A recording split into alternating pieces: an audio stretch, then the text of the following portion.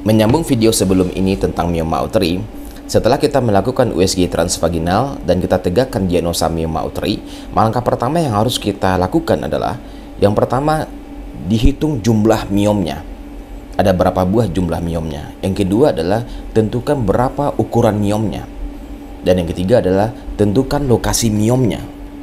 Setelah kita menentukan lokasi miomnya, kita bisa mengelompokkan mioma uteri itu apakah dia termasuk mioma uteri subserosa yang tumbuhnya ke arah luar rahim, atau yang kedua mioma uteri intramural yang tumbuhnya persis di dalam otot rahim, dan yang ketiga adalah apakah dia mioma uteri submukosa.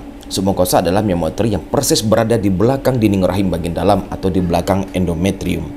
Maka keluhan pasien bergantung kepada ukuran dan juga lokasi dari mioma uteri itu sendiri.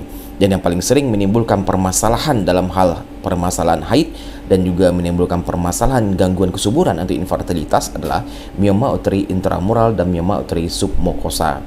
Sedangkan mioma uteri subserosa jarang menimbulkan keluhan apapun. Maka langkah apa yang harus kita lakukan?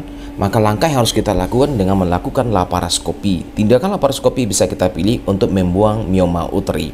Dengan melakukan laparoskopi, kita tidak membelah sama sekali dinding perut si pasiennya.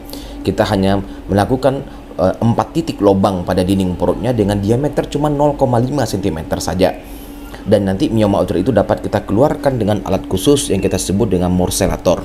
Dengan morcelator, maka mioma uteri itu akan kita keluarkan dari rongga perut si pasien dalam bentuk kepingan-kepingan kecil seperti sosis. Sehingga alhasil selesai dilakukan laparoskopi tidak ada belahan sama sekali pada dinding perut si pasiennya. Setelah kita lakukan tindakan laparoskopi miomektomi di mana semua miom itu kita buang, kita keluarkan, maka kita melakukan recovery dari rahimnya lebih kurang 1 sampai dengan 3 bulan. Setelah 3 bulan kita lakukan USG lagi apakah rahimnya sudah kembali kepada ukuran semula. Setelah rahimnya kembali kepada ukuran semula, barulah kita melakukan program hamil. Program hamil yang kita pilih tergantung kepada usia pasiennya, cadangan telurnya, kualitas spermanya. Bisa kita lakukan program hamil cycle tracking dengan berhubungan seksual secara teratur pada masa ovulasi. Yang kedua adalah inseminasi. Dan yang ketiga adalah bayi tabung.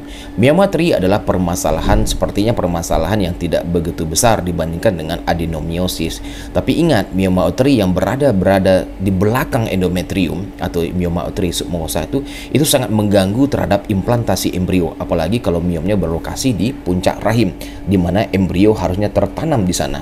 Maka adanya mioma uteri di belakang endometrium di puncak rahim ini akan dapat mengganggu implantasi embrio, sehingga apapun program hamil kita akan selalu gagal, baik itu alami, inseminasi, bahkan bayi tabung sekalipun akan selalu gagal karena ada